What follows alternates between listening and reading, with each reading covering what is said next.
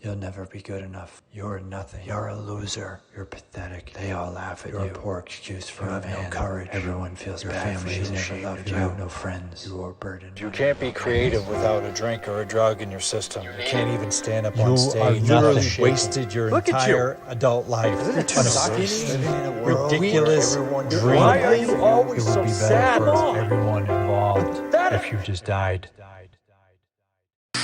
Opened my eyes and gasped for breath. Felt I was drowning in my sleep again. I'm half awake, but now I'm really scared to fall asleep again. Cause I can feel it coming, Lord. I know my body's weakening. And all these other voices in my head, they keep on speaking in tongues, tones, words that beat me up a bit, but overwhelmingly keep hearing, Michael, you're a piece of shit. I can't erase it, cannot fake it. Chains are too heavy to break.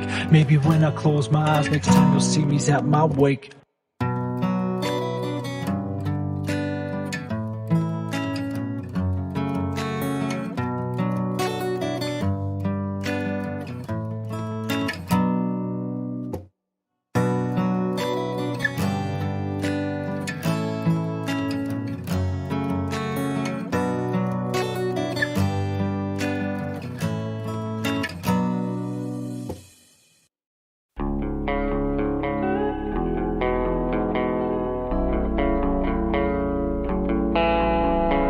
Nobody would look at me and be like he's, well, maybe some people went to college with me would be like he's got a problem, but Right. I drank and used the way that my friends did at the Right. time. We were in our early mid-20s and we were nuts. I was a straight edge for a really long time.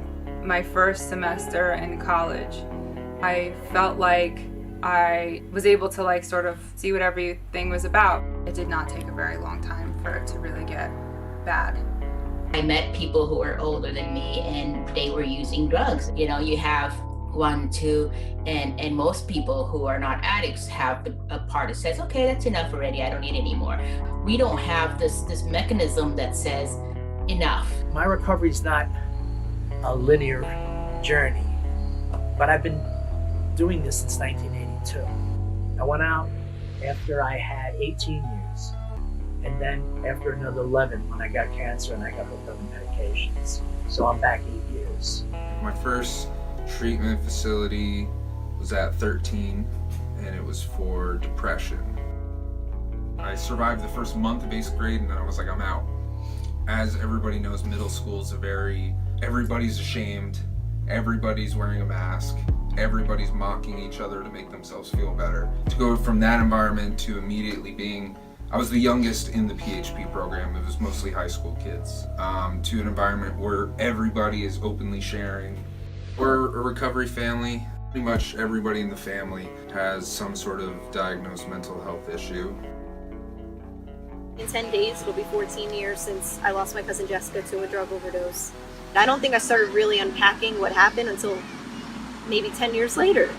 But that's not the only stuff I'm unpacking. You know, I've loved other people that have battled addiction and have either come out the other side and are in recovery or unfortunately passed away. Molly had a hard life from the very beginning. We can't sugarcoat that.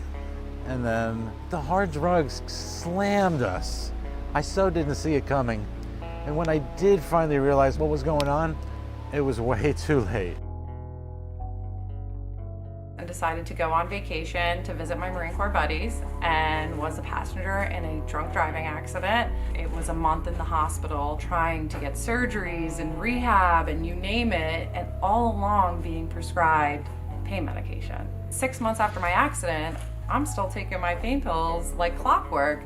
And my dad calls my doctor on a Saturday and says, my daughter needs a prescription. And she says, okay, I am writing you a prescription on a Saturday, 6 months after a car accident. Your daughter has a problem and this is the last prescription I'm going to give you. Like I'm addicted to these pills and I didn't even really know that I was addicted to them because I'm that naive that I'll keep taking something that feels good, and people are giving it to me for so long because they thought I was gonna be somebody. So, can I tell people that I'm signed to 5-7 Records? Yes, you can. And there it is. Yeah! Woo! January 27th, 5:15 p.m.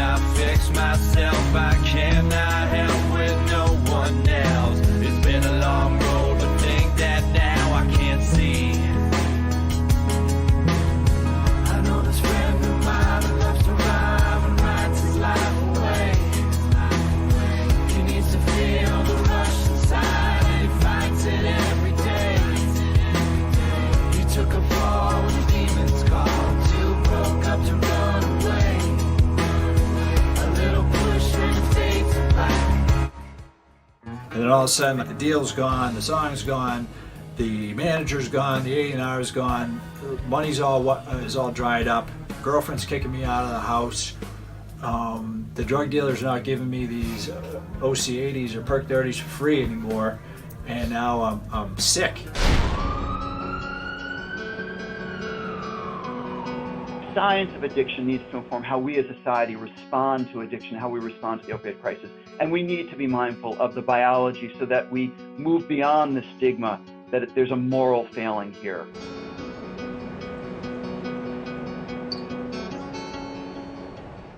In reality, drug addiction is a complex disease, and quitting usually takes more than just good intention or strong will. And the main part that is really important to understand is that drug changes the brain in fundamental ways that make quitting hard, even for those who want to quit. Most drugs, they use different pathways, but they all affect the reward circuit in the brain, causing euphoria as well as flooding of a chemical messenger transmitter that's called the dopamine. And a properly functioning reward system motivates a person to repeat behaviors needed to thrive for survival, such as eating or spending time with loved ones. And the surges in dopamine in the reward circuit cause the reinforcement of pleasurable effects. Unhealthy behaviors like drug use lead people to repeat the behavior again and again. Where an addicted individual, the primal need is replaced with the need for drugs. And talking about reward circuits, when you think of music, of art, the music and art, they involve brain regions of auditory, language, visual, processing brain regions, but also the reward system. Keep going.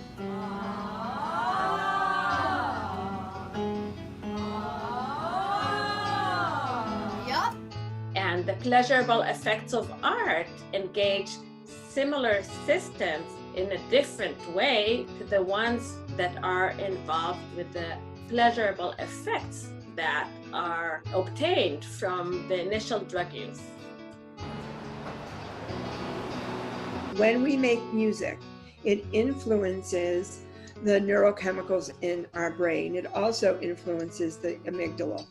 And those are the parts of our brain that are influenced by drugs. Music follows the exact same pathways that heroin does. So music increases dopamine, it increases endorphins. It activates in a healthy way the motor neurons in the prefrontal cortex. So when people abuse drugs, executive functioning is impacted, motor skills are impacted, decision-making is impacted. So this was the first rehearsal space my old band Frequency 7 ever had. We used to practice here 2-3 times a week. Me and John and Lee would sleep here a lot. We would play like back-to-back shows. It was beautiful, man. Like we were in this dingy warehouse, 6-7 of us packed into this small rehearsal space, making music at a very rapid pace. And we had this energy, all of us coming from just kind of different musical backgrounds and ideas of what we thought was cool.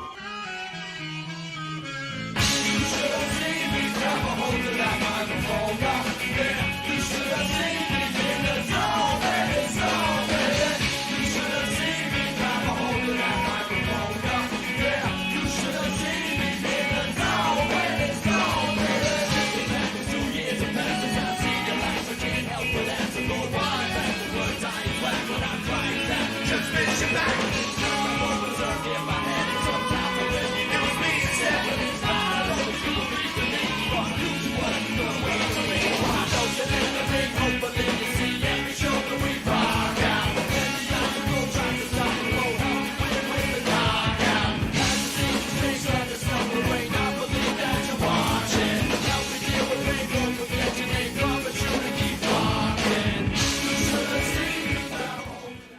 involved with drugs around the same time I did. And we both ended up in it the same way, with females.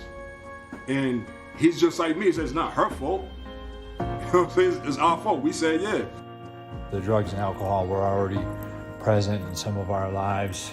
I just started doing a lot of those promotional shows and recording by myself out in LA, and I really got detached, I think, from my sense of reality and my sense of what was right. And before he got clean, we were trying to get the band back together. And that's when everybody was talking to him like he was a baby. I can only imagine what they were saying about me. You know what I'm saying? But I didn't let nobody talk about him like that, and I didn't let him talk about himself like that. Addiction is a disease of isolation, you know, and when I'm disconnected with people and I'm surrounded myself with people who maybe don't share the same values as me, you know, and maybe are out for my best interest, that's where things can get pretty dicey. Skinny, what are you doing right now, buddy? Dude, why are you sucking down a can of SpaghettiOs if you have a spoon in your hand? Did you even heat that up?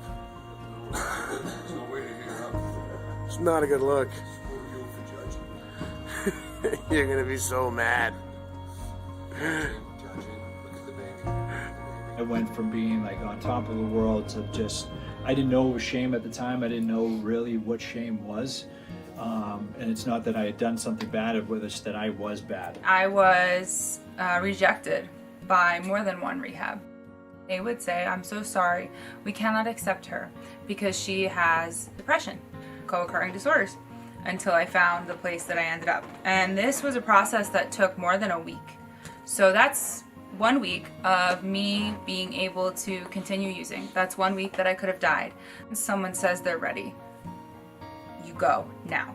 Something clicked in my head, and I walked in that door and I said, Mom, I need help. This is what's happening. And she said, if help is what you want, help is what you'll get. I never denied the fact that I was a drug addict. I just denied the fact that I thought I could live without drugs. And I needed people to show me that that was possible. But I had to get locked up into a place in the early 80s before, it took 90 days before me to even realize, wow, where have I been? The spirituality and the methodology that has helped my recovery all these years is what I use to raise my family. And I just never thought it would grab them the way it grabbed me, and it did. My oldest son, I watched him really crash and burn. I put him on a plane to go to Florida, and that was when I cried more than I've ever cried in my whole life. But 2 years after that, when I got cancer and got hooked on opioids, he took me to the airport. Being in recovery, just like somebody from opioids or any drug, it means there's constant maintenance, you know? For me, it's having to have a therapist, having to have the psychiatrist. Right, a team. A team. Addiction is a disease, right? Substance use disorder is what we call it now. And before it made its way to the DSM-5, it was considered a character defect, a psychiatric issue that had more to do with choice and the type of person you were, versus it actually being a disorder that's measurable, that is identifiable, that is treatable. The problem with addiction treatment is 28 days might be a start, and the reason that 28 days was set is there is some brain research that says it takes 21 to 28 days to develop a new habit. I don't discount that, because for some people that is enough, but for other people, and in my opinion, this is only my opinion, I haven't researched it, the more severe the trauma is, the harder it's going to be. So, you know, I think treatment needs to be individualized, it needs to be accessible to everybody, and it needs to be longer term.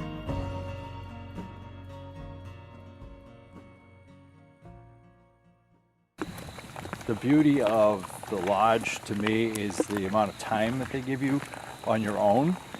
I've been to so many different kinds of treatment centers across the country, and most of them try to fill up your day from beginning to end.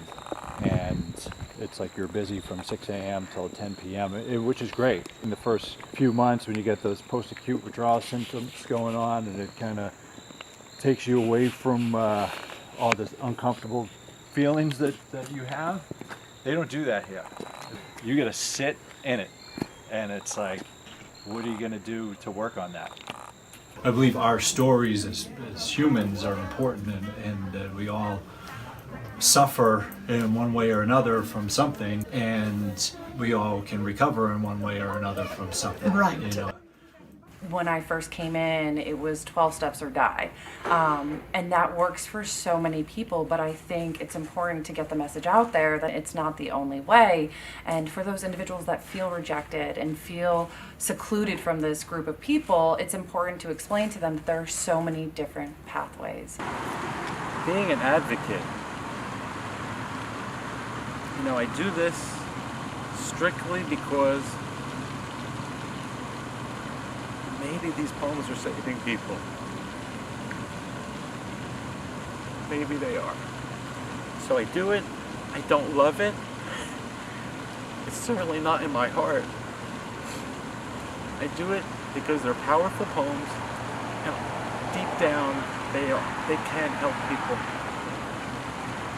So I just have to keep grasping onto that.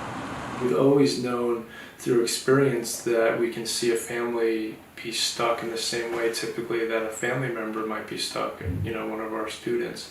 Actually now some brain imaging is showing that it's not just, you know, it's not just what we're witnessing, there's actually impact on the brain. And so the prefrontal cortex that's responsible for decision making, all those types of things, is still impaired in family members, you know, parents, siblings, spouses, etc., in the same way that it is in individuals that are struggling with substance use disorder. I'm always going to maintain that I could have and should have done more. So, if I could go back 4 or 5 years, I believe that I would tell myself to keep fighting. Fight harder. Because she couldn't fight.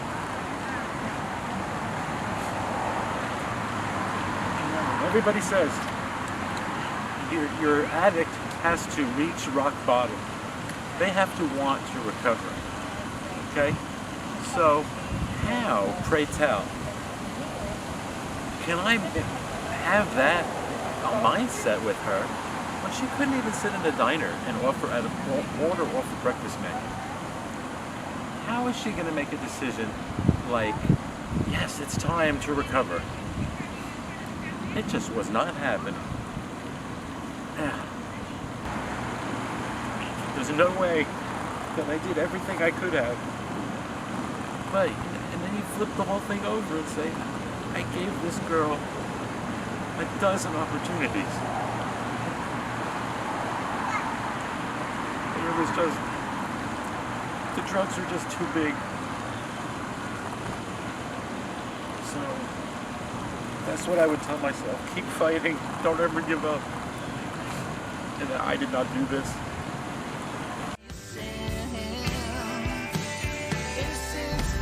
How do you reach out to addicts to help them? And where's the good story? I need something I can believe in. Having that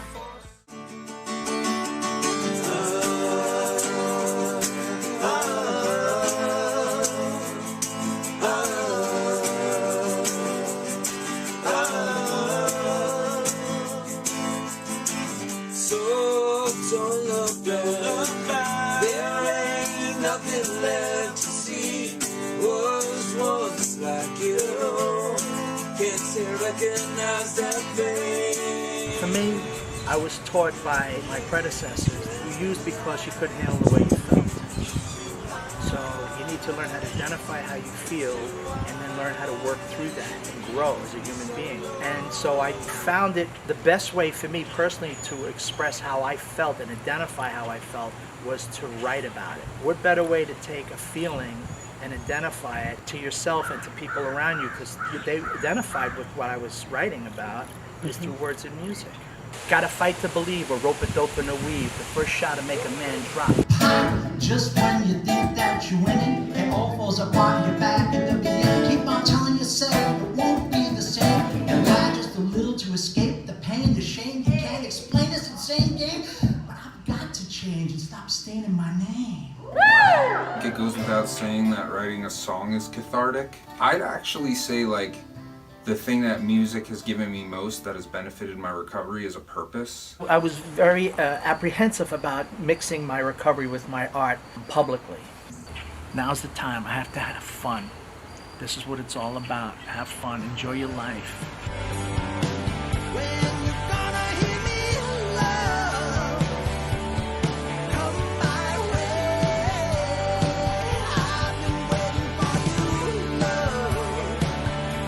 These days I've mainly been performing with my dad. My brother's been kind of busy. Feel as if the devil cast a spell when living was a burden in itself. To not even feel welcomed in your town. And again, and again. Working with my father, it's kind of like we just have like a innate harmony.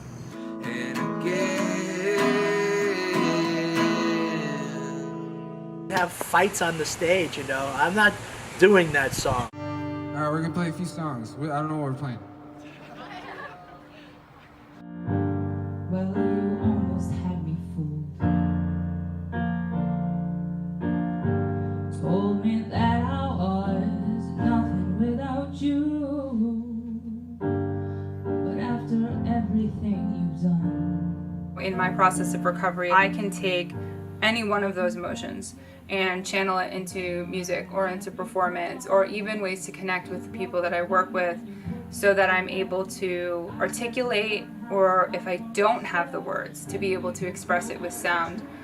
I think that the lyrics that resonated were don't try to wake me, leave me still, let me be here on my own. Don't try to wake me, leave me still, let me be here on my own. A lot of times in active addiction, I felt like it was my destiny and nothing was going to change it. So the best thing for anyone to do was to just stop caring and to leave me alone and to just stop loving me because I didn't want to hurt anybody. And follow me there. I wish I had one day. I wish I had one day to try to fly. One day to see the world I missed when I was blind. One day to live, to learn, to forgive, and leave it all behind. I came this far on a broken heart. So I think you should be nervous about what I will accomplish once I heal. The mountains I'll move, the miles I'll cover, the skin I'll get under. I do write from a place of being affected by drug addiction. I've had to focus on my own self-care and my own recovery. I've woken up days thinking like, well, this is the last day that I could possibly survive. I can't survive another day. And not even from my own pain, but pain, you know, I was the collateral damage of so much for so long. I had to manifest my own hope because I was like, if I don't even make believe that there is hope here, I'm not gonna make it. I have to pull myself out of that. In order to do that, you need to hang on and you need to weather the storm and you need to develop coping skills, whether it's going to therapy or just talking to someone, and you just need to hold on. So if I could be that voice to say like, you know what I've gone through now, and I'm still here.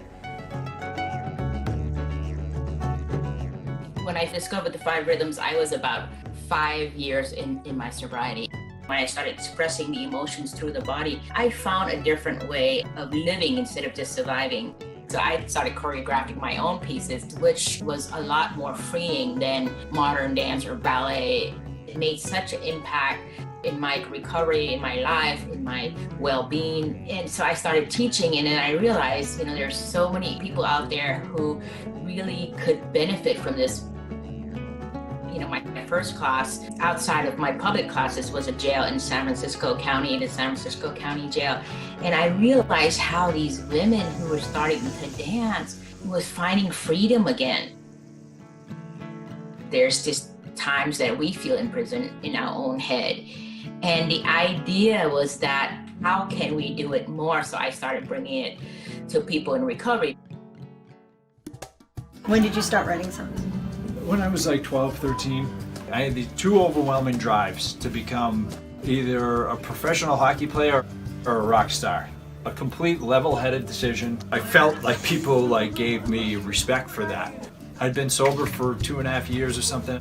I really hadn't like dove back into music other than just jamming and doing open mics. You know, I had such a bad taste in my mouth from the experience that I had pursuing this thing that I thought I wanted, that I thought would make me whole, that I was like, you know, a part of my recovery is staying the F away from the spotlight. I was in the music industry for a long time, and I battled alcoholism and drug addiction for a long time. And you know, after I got sober, I thought that like music was something I kind of, at least performing it was something I had to put behind me because I had a lot of negative old experiences. And you know, what Lorraine told me was like, if I can make my passion meet my purpose, you know, then we could find something really beautiful and something really peaceful. I did have all these songs and I do have this passion, and I was speaking at public schools as a peer recovery specialist, and I was really enjoying doing that.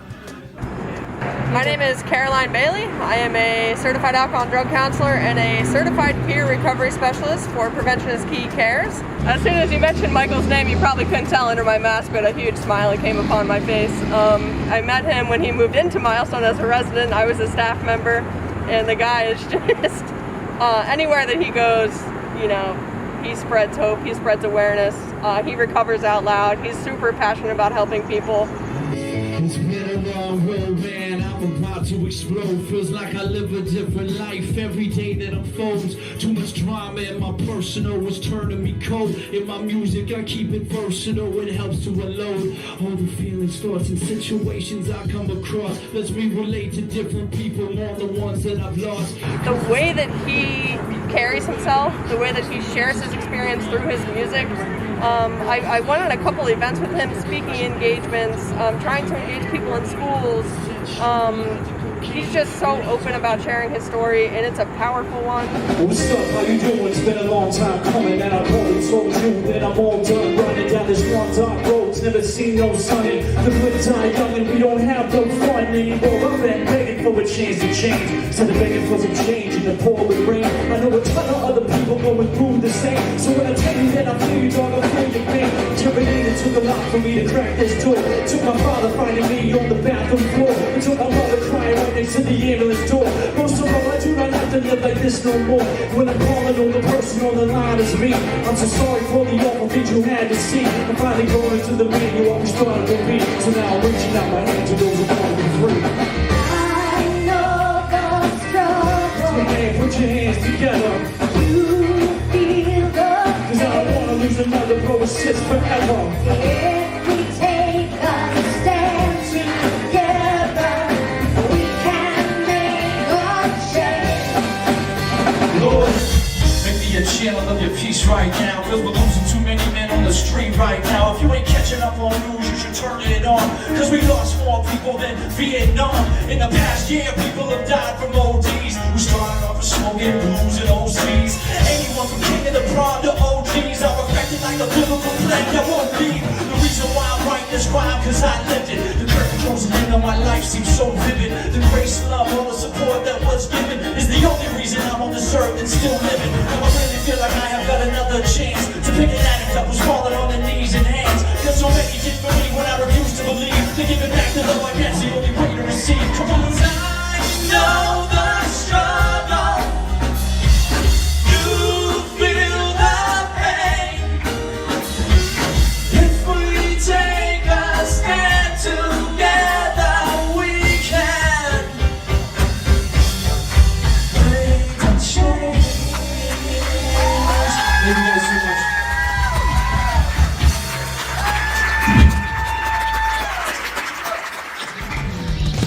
If we work together, our burdens cut in two. There was a consensus, a loosely shaped consensus, that opioids were safe. there was an overzealous prescribing of opioids in the 1990s, and people became addicted. And the opioids truly hijack those pleasure reward systems in the brain. So I think it's important that we recognize that the people who became addicted were not to blame in any way, shape, or form.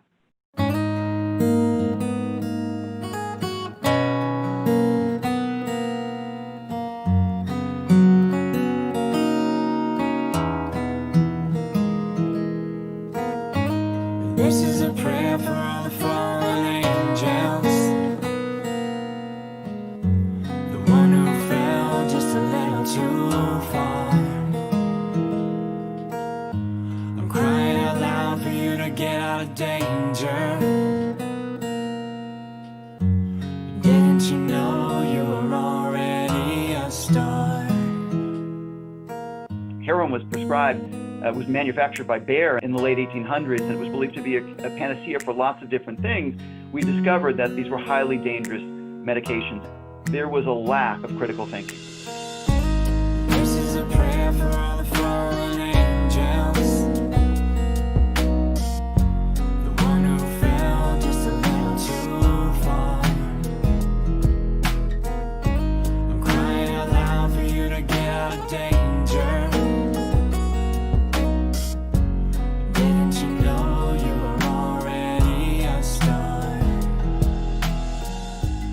There was a history over thousands of years we knew something about opioids.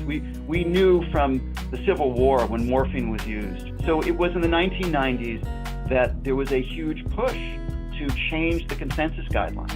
That said, there are lots of reports where, for example, it's not just the Purdue Pharmaceutical and the Sackler family. There are reports from CVS and Walmart sending to a town of, let's say, I think it was 2,500 people, 3,500 prescriptions for narcotics to that town, and it being flagged. And then the next month, the same number of bottles were sent. This is a prayer for all the fallen angels, the one who fell just a little too far. This is a prayer for all the fallen angels. Didn't you know you were already a star?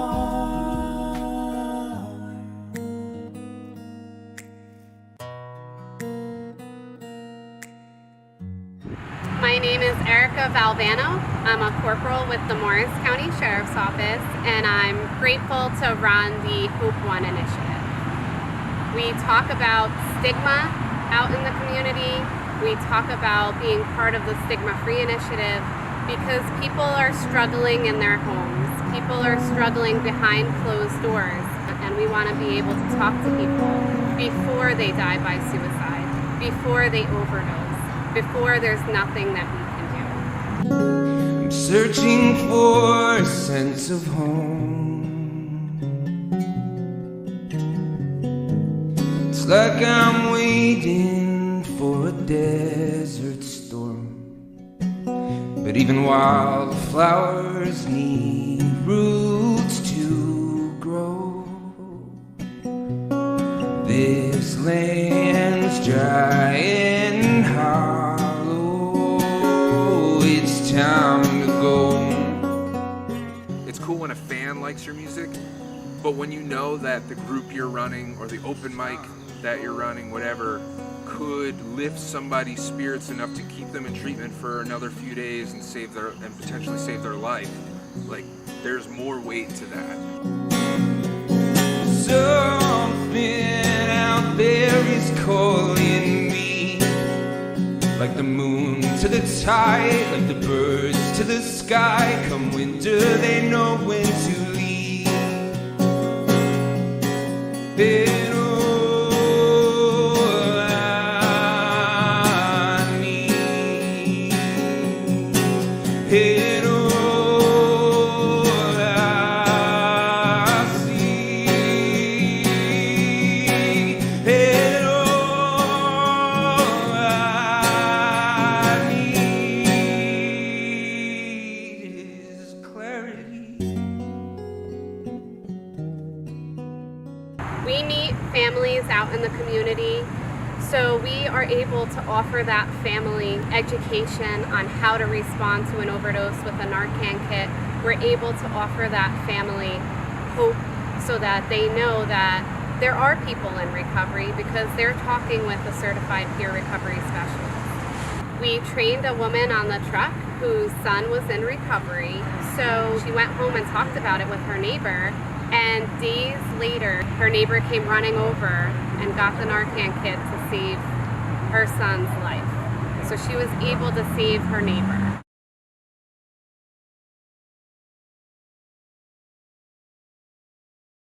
I had written a couple essays on what it's like to love someone with a substance use disorder, and they had all gone viral. One of my articles has over 1 million unique views. Which one is that? Heroin is the worst thing to ever happen to me, and I've never touched the stuff. I became this voice for families impacted by addiction. Like to say a few words? I'm a writer. I'm not used to being at a mic, I guess. Thank you. I write a series for the Huffington Post called The Other Side of Addiction. What the families, the non-addicts, go through while their loved one is battling addiction. I got an email from a producer at NJTV saying that this man, whom you never met, Lauren, wants you to read his daughter's poetry at this event. And I said, okay, I will do that. Where's his daughter? And they said she died 9 months ago. This next poem is by Molly. It's entitled Raw. So here's the story of a girl who was an addict. I won't sugarcoat it. It's all very tragic. She left her parents and became nomadic, always moving around, never static. Selling, tricking, lying and stealing, never worried about her own or anyone else's feelings. All the time she was wheeling and dealing. She didn't realize she needed healing. One day, her friend asked her on their way to COP if tomorrow were the next day, maybe they should stop. Stop shooting dope and smoking crack rocks? Give up the high life? Surely she would not. She loved the high and she loved having fun, not realizing the harm it caused everyone, but mostly the harm she was causing herself, and that one day she would just be a picture on a shelf. And that picture would display a pretty girl who once had everything she needed in the world. She had talent, friends, and a loving family, but none of them could restore her back to sanity. Her beautiful life had turned into a calamity, and her poor mom and dad were left with a tragedy. She was found in her car shortly after she overdosed, just laying there limp, completely comatose. They did all they could to try to revive her, but it was too late. This one wasn't a survivor. I had the song that I would perform for Molly. I would show the pictures, read her poetry, and it just was very effective. Are you in the clouds that gently drift on by? Are you in the answer every time that I ask why? When I wrote a lot of the songs actually that I perform at the treatment centers now, they were just coming. They were just coming because my body needed to get them out. I think I started writing music as a child because I wanted to be heard, and then it became like I made another person feel heard. That feels better. So I'm gonna keep doing that. And then when I started working at the rehab and I'd run a good group, or we'd have an awesome open mic, or I'd bring in some really great performers and like just facilitate it. And then afterwards somebody comes up and was like, you know what, like I was having such a rough day or week. And I'm like, you don't understand how much I needed this. You don't understand how much the community needed this. And it's like, it almost feels better when I got to facilitate something that helps somebody than like a fan coming up after a show. Both are cool. You know, today, when I perform music, or my wife and I were just in the studio yesterday recording, and the producer sent us the mixes of it, and we're listening to it driving. You're still in inside my head. I wish that you were here. Like, the feeling that I got, the rush that I got from like hearing my wife's voice recorded for the first time in a professional studio, and you know, seeing the smile on her face, and like that feeling I have inside is better than any high that I've ever had. You know, going to the Sunrise House and performing for the inpatient crowd there is, you know, better than when I stood on stage at the House of Blues in Los Angeles, you know, with a guy that I idolized growing up, you know, opening up for and coming on stage with me and stuff like that. Like, it's not even close. Playing for 30 people and 3,000. But that all comes back to how I feel about me. And I've been gifted with the ability to not only kind of like diary write stories, you know, about my pain or about exhilarating relationships or false bravado or whatever the different spectrum of things I've written. I can remember all those sunny days and how I want them back again. Jamming out to Purple Haze garages with the tractors in. Next to our equipment, singing songs our friends are clapping in. 20 years are come and gone, tell me what is happening. Every time a patient leaves, they fill out a survey, and it's a very detailed survey asking them specific questions and like rating certain activities in certain groups, and the music group has always been like through the roof. You know, I can't tell you how many times people are like, you know what, I got up at the open mic and I sang a song that meant a lot to me, and like that took such courage, and I'm really proud of myself. You know, I got out of my comfort zone, and so like I just hear that constantly. Music has that barrier-breaking way of getting through to people of so many different culture, statuses, age. I'm hitting the brakes. I can't love another person while I'm hating myself. Stealing from my mother's purse to fit the gun with the shells. Gonna put me in a hearse if I don't go and get help. And even though it really hurts, I put my dreams on the shelf for a while. It doesn't matter if you're famous or you're gonna make a living at it. Somebody once said to me, what happens if I don't make it? Well, then you end up like me. And you know what? It served me well. It's just a beautiful way to communicate. It's advocacy. It's serving the world.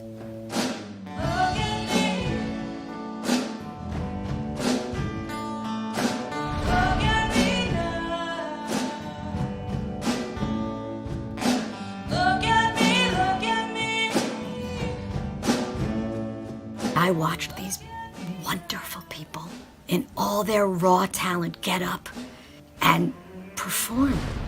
They did it because they just wanted to do it and share themselves. And that led me to working with people in recovery. I wouldn't change it for the world. Writing songs, for me, I didn't realize that it was such a therapeutic action. I guess that's the way call-ins work, right? You know. And I have let go of the wheel so I can finally find a way to fix and start to hear the broken, beautiful vibe. I feel like I have this connection and this encouragement that my voice matters, because like I know that yours does and yours does and yours does, and to be able to keep reiterating that to people.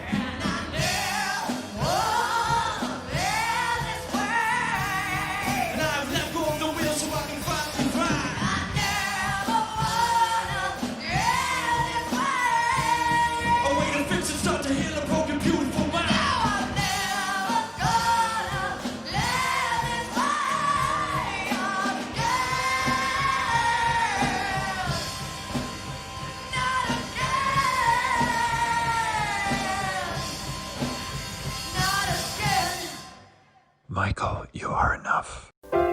You are a man of integrity. You are amazing. You're a powerhouse. You are so loved. You're beautiful inside. You have a purpose. You're passionate. You're a fighter. You're a leader. You're a great friend. No regrets. You deserve You make a difference. I'm so proud of the man you have become. You have a big heart. You are courageous. You can do this.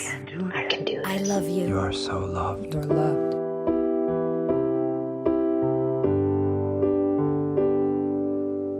Some days I can't hold back the tears. Silent screams fill up the atmosphere. Can't catch a break, can't catch my breath.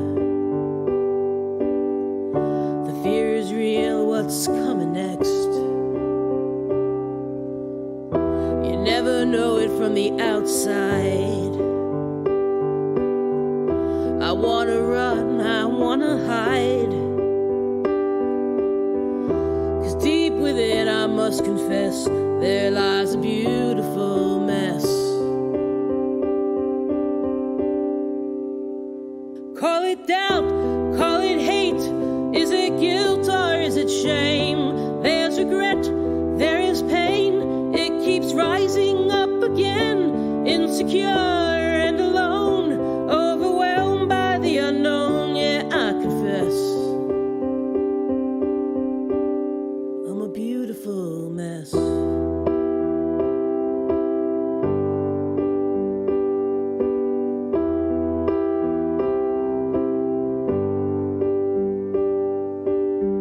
Some days I feel so unworthy. What I need is still a mystery. I know it's out of my control. I'm trying to heal to become whole.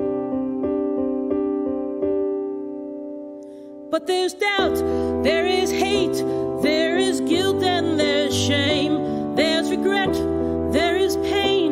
It keeps rising up again, insecure